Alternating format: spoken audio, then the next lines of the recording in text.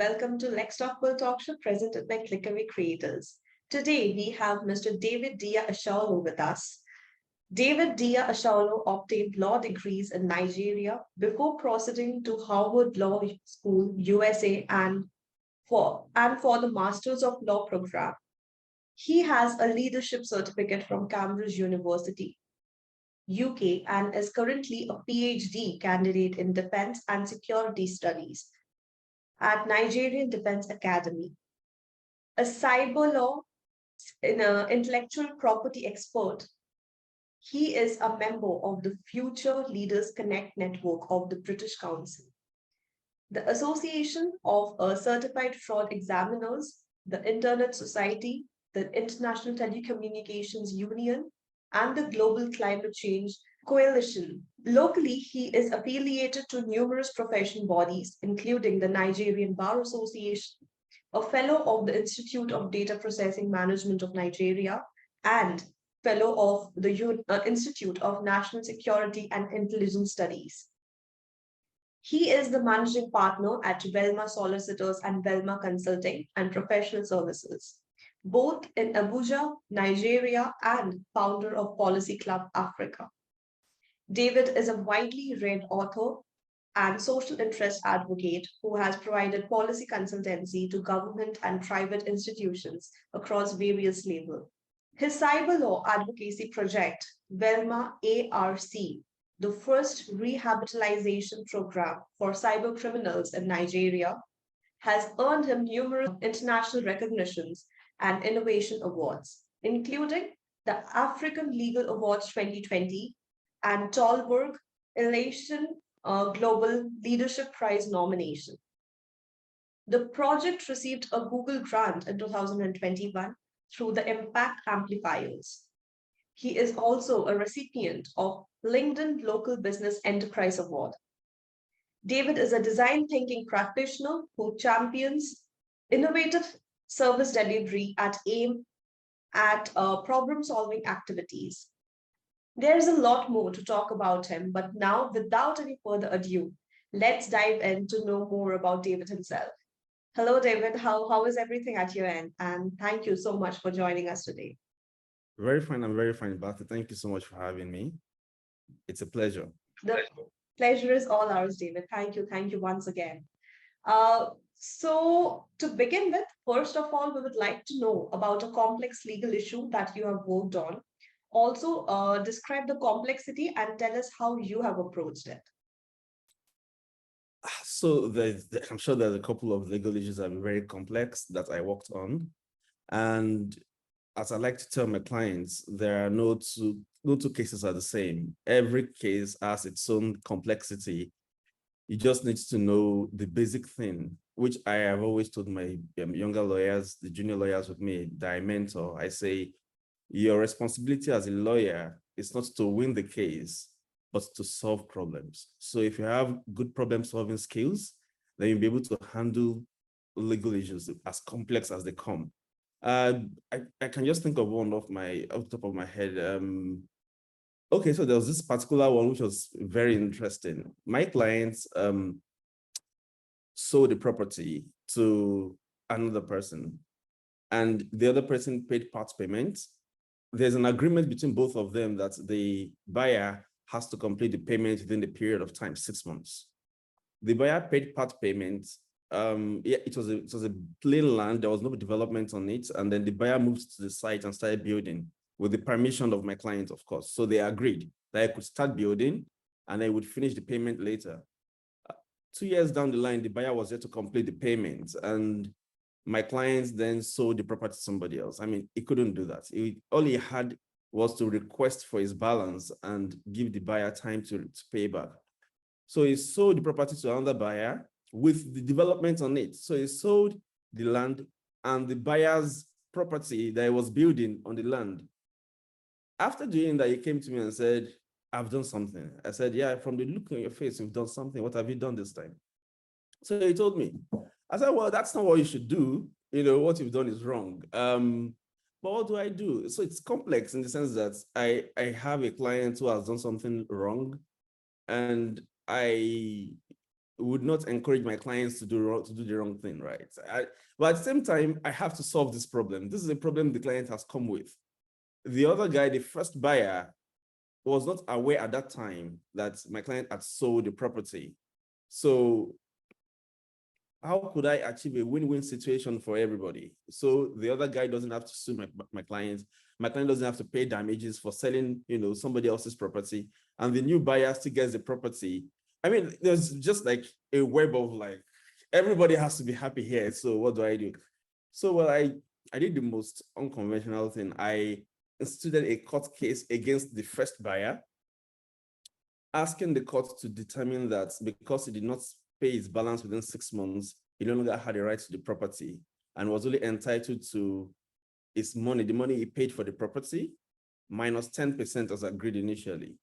So after I put up the court papers, then I sent a message to my clients to invite the other buyer, the original buyer. So the original buyer came and I said, see, I have a court case. My client has instructed me to sue you to extinguish your interest on this property. But if you would not go to court, if you would let us resolve this matter amicably, I have a bank draft of your money plus 10%. That means that you earn more money. You breached this agreement from the beginning, you breached the contract, so it's your fault. But now I'm giving you an offer for you to earn more money if you allow us to resolve this matter amicably. In any case, you can take this court process, you can take a copy of the draft and all of my proposals, go meet your lawyer, have your lawyer advise you, and let's have a meeting in the future dates. So he looked at the processes, he looked at the draft, and he asked me if he still had the opportunity of paying the balance for the land. I said, I'm sorry, you don't, because my client has now made up his mind to repudiate this contract because of your breach, and the land is no longer available for you to buy. But if I'm not going to court, it's fine. I mean, we can be there for some time. Court processes in Nigeria take a long time. But if you want to settle the matter amicably, you earn 10% extra. And then we also discuss about your development on the land, which you're no longer entitled to. But I can talk to my client to get a valuation and then we pay you something for it. But you don't have to make a decision right now. Go back, come back with a lawyer, and then let's talk about it with your lawyer. He called me 30 minutes later and said, I don't need to talk to my lawyer, I accept your offer. I said, good, great. So that's where everybody got what they deserved. My client got his land back and sold it to the new buyer. The new buyer is happy. The former buyer is happy. Everybody's happy. I said, yes. That was when I said, yeah, I think, problem solving is more important than winning cases. You just have to be able to solve your client's problems and then everybody's going to be happy. I got my full fees, same amount I would get if you had gone to court. So everybody's happy. So, I mean, that out of like a number of complex cases I've handled, but I think, that just comes to my mind now, and that's where I was able to handle it. Thank you, David. Thank you for answering that question beautifully. Thank you for enlightening us with the complex legal issue that you have worked on. Trust me, you have answered it beautifully. It was lovely. Now, I would like to know that, in your opinion, that the pandemic saw some courts moving towards more remote proceedings and availability. So, in your opinion, is this a sustainable way and a possible way to increase access to justice? So, I will tell you that what COVID did and the pandemic did to the world generally was more of a blessing than a curse. I know that we lost a lot of loved ones, and many people had to go through the pain of not seeing their loved ones again, and even the more painful fact that they could not be there to bury their loved ones, which is very difficult for a lot of people. But for the rest of us that are lucky to be alive, and I mean this like very modestly, we have been able to innovate around most of our problems. And one of them is, virtual court hearings. And you will be surprised that even the remote areas where you would think that they will not be able to access internet, they're able to conduct virtual court hearings, and it's definitely, and in no small measures, increased access to justice. If this is sustainable, I will tell you yes, and I'll give you an example. So previously in Nigeria, the jurisprudence around dissolution of marriages is that the parties have to come to court in person and tell the judge why they want their marriage dissolved. But since COVID, courts are now listening to parties virtually, even when they are not in the country. This was not happening before COVID. Before COVID, the courts were insisting that you have to come in person. But because COVID made everybody understand that you can actually conduct virtual hearings successfully, now the jurisprudence is changing. So, I mean, in Nigeria, all the COVID restrictions have reduced, and we are back to some form of normal. But that part of it has become our normal, which was not our normal before COVID. So as for sustainability, I say yes, because if we can apply that template to this particular kind of proceeding, then we can apply it to other proceedings as well. All you have to do is to bring an application to the judge and inform him that this particular witness would not be able to attend in person. And if it is convenient, yes, the judge would approve, and then we have virtual hearings. However, we have to understand that the divide between the haves and the have-nots, the access to internet penetration is still wide. So while the internet, as it were, as an infrastructure, was able to help us with virtual court hearings during the pandemic and even post-pandemic, we need to innovate more around available technology that is not internet dependent. So this is what I mean. The GSM means telephone. The telephone penetration in Nigeria is about 90%, but the internet penetration in Nigeria is about 40, is between 40 and 50%. So more people use telephones than use internet. That's because there are some phones that are not internet enabled, so, but those phones, they have short code, they have access to short code technology, star 737, they can do toll-free lines, although they don't use internet. So the access to justice has to spread to people that can access the internet, that have access to telephone technology, but not necessarily the internet, so that those people are not cut out of access to the judicial process. So yes, virtual hearing is doing well. It's sustainable because then we continue to use it post the pandemic, but then we have to find a way to reach people that don't have access to the internet, because virtual hearing is driven primarily by the internet infrastructure. Thank you so much, David. Thank you once again for answering that question as well. Now, moving on to the third question here. We would like to know that how would you rate the current legal system drive towards encouraging access to justice? And do you think that there is a tangible moment in closing the justice gap? By all means, access to justice drive is going in the right direction. I rate the drive high, especially in Nigeria. I tell you, so I've always said that we need more judges in Nigeria. The population of judges, justices, magistrates, at all levels is not, I can tell you, it's not up to 50,000 judges. The population of the country is 200 million. So if you have 50,000 people or less, in fact, that 4 years ago, the population was less than 20,000. So it's not anywhere near 50,000.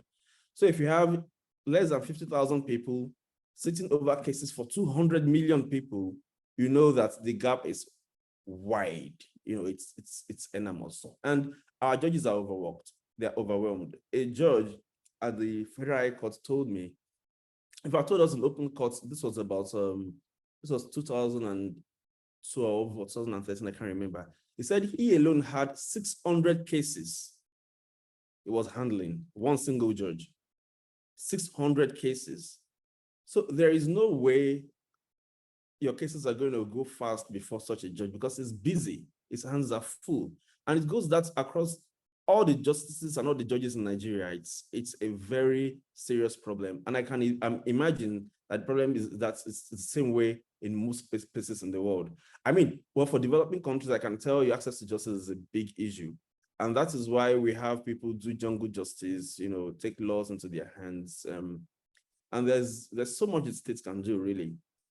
We have to employ more judges, we have to create more opportunities. But I think that, yes, we are doing well to bridge the gap, but the gap is still wide.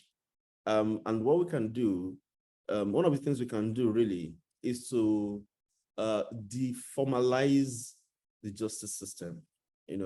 We have to give more attention to local community justice system and arbitral processes. So I'm an African, and before, like we like to say, the colonization and the westernization of African communities, we had a justice system that was very effective.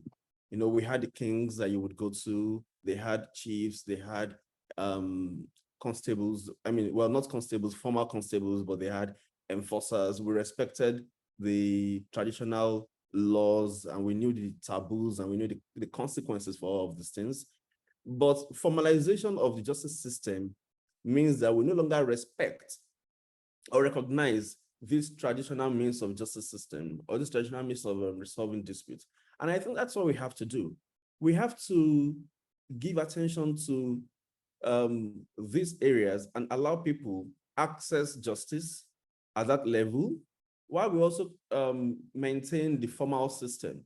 Either we create a divide entirely, or we recognize and formalize the local system so that we don't need judges that are qualified from the Nigerian law school, for instance, or that are qualified lawyers, qualified to must have practicing law for 10 years and stuff like that, that must be appointed by the governor or the president to handle some kind of claims. So we empower the kings to set up arbitral proceedings that the courts would recognize in the case of an appeal. I believe that the closer to the people the claims courts are, the easier it is for us to resolve disputes and the more access people have to justice.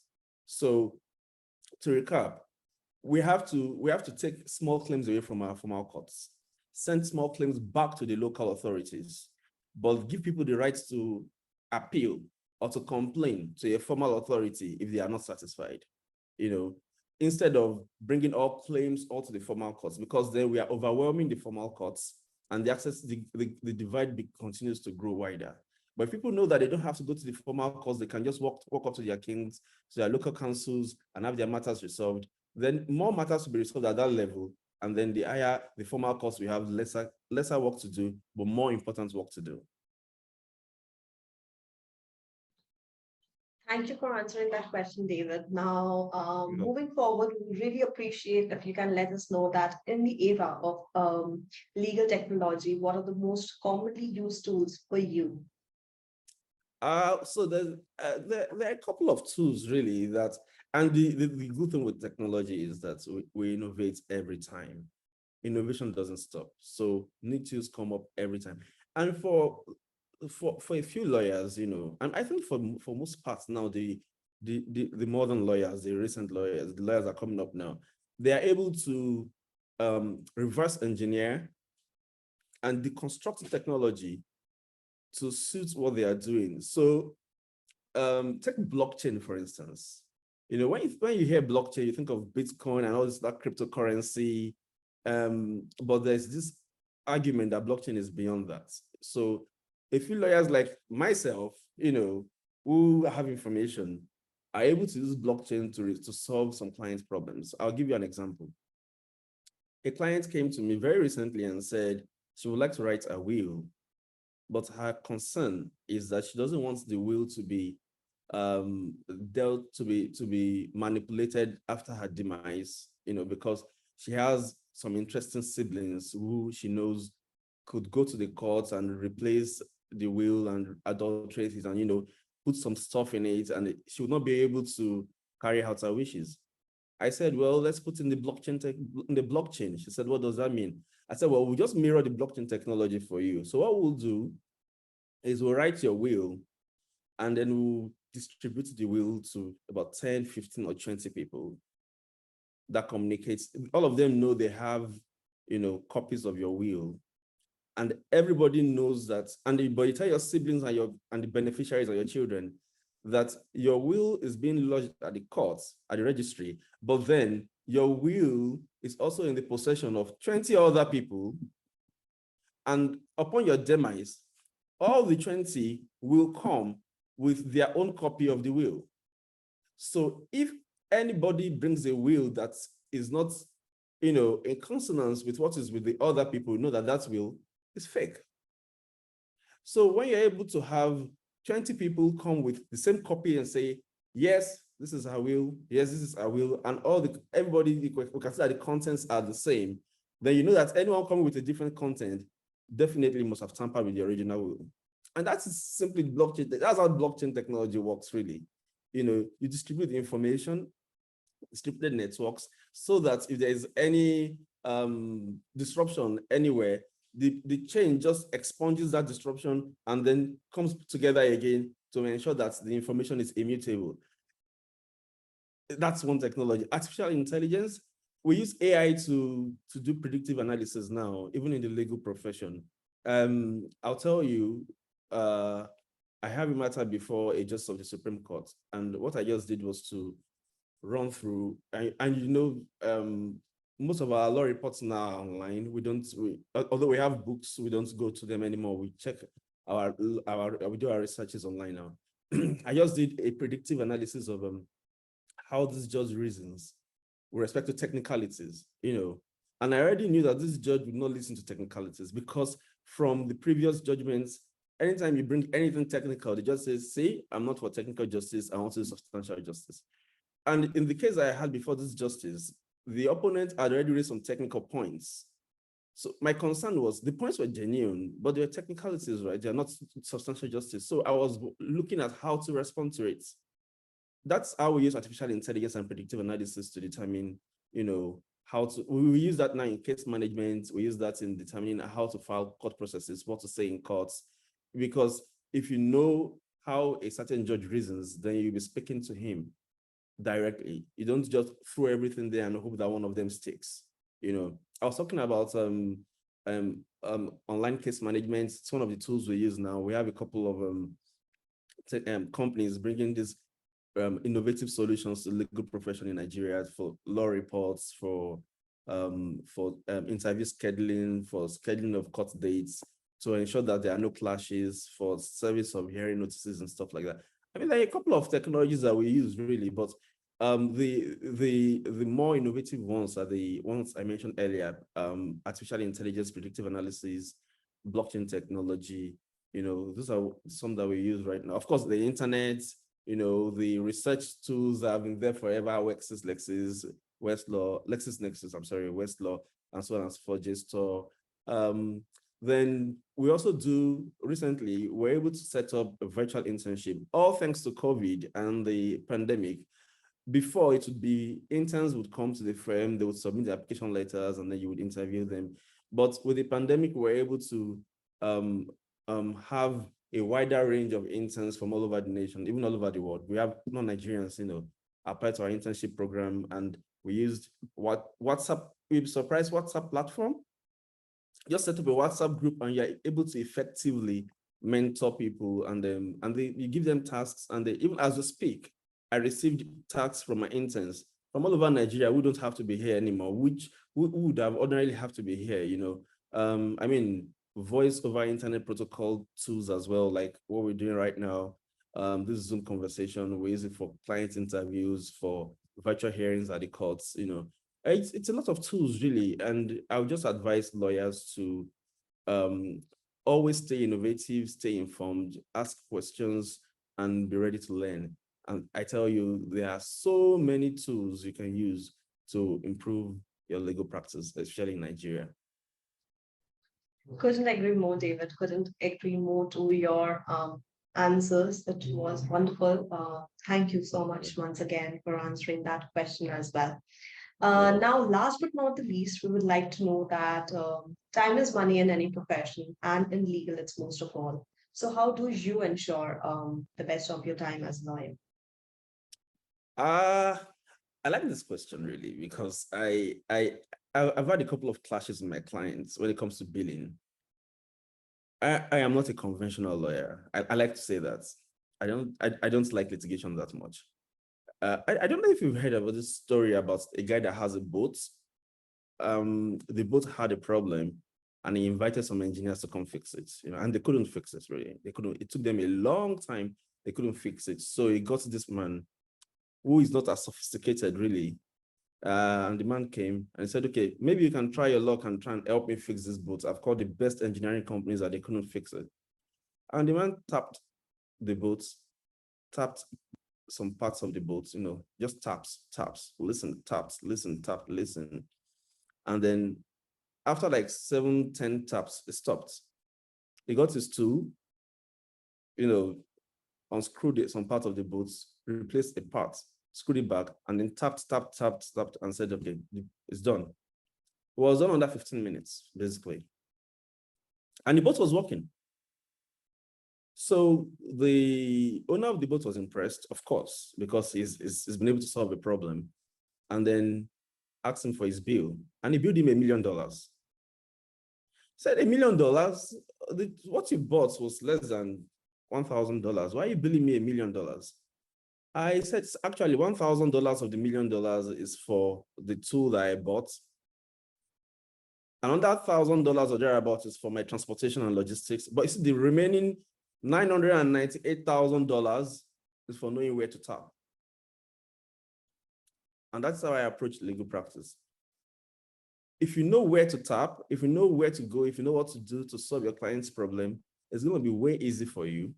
And you're going to earn your fees as well. And nobody can begrudge you your fees. So how I maximize my time is to do a lot more background research. I understand what clients want. Most clients want to fight, just want to, show you I have a lawyer. I'm going to take this matter to court. We're going to litigate it, and I'm going to show you I'll win this. Everybody wants to win their case. I tell you, I want to solve your problem. So the first question I ask you is, after you've told me what your problem, what the issue is, I ask you, what is justice to you? What do you think is justice in this case? When you're done telling me what you believe is justice, then I ask you, what do you think is justice to the other party? Yeah. And then the client goes like, why should I care about the other party? I said, no, I'm serious. I like to know what you think is justice to the other party. That helps me to understand what the client really wants. Do you want the matter resolved, or do you just want to prove a point? So that helps me to know how to build. That tells me where to put my energy. That tells me what strategy to adopt. That tells me how to approach the case going forward. That tells me whether I'm going to take the case or I'm not going to take the case. I just want to know what you want. When I know what you want, then I know how to help you get what you want. So I've had situations where I've advised clients say, I know you want this thing done this way, and you think probably litigation is the way to do it, but I'll tell you a different way to do it. How about we do this, it's faster, it's simpler. You don't have to go to court, but you pay me my full fees. Because it's very important you pay me my full fees.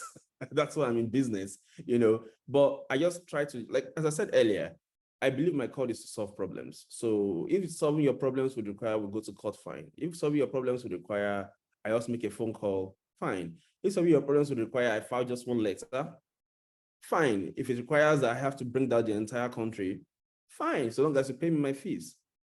So basically, that's how I ensure that I make the most of my time. I don't, I know as a lawyer, my duty is to advise you, and then the client will instruct me what to do.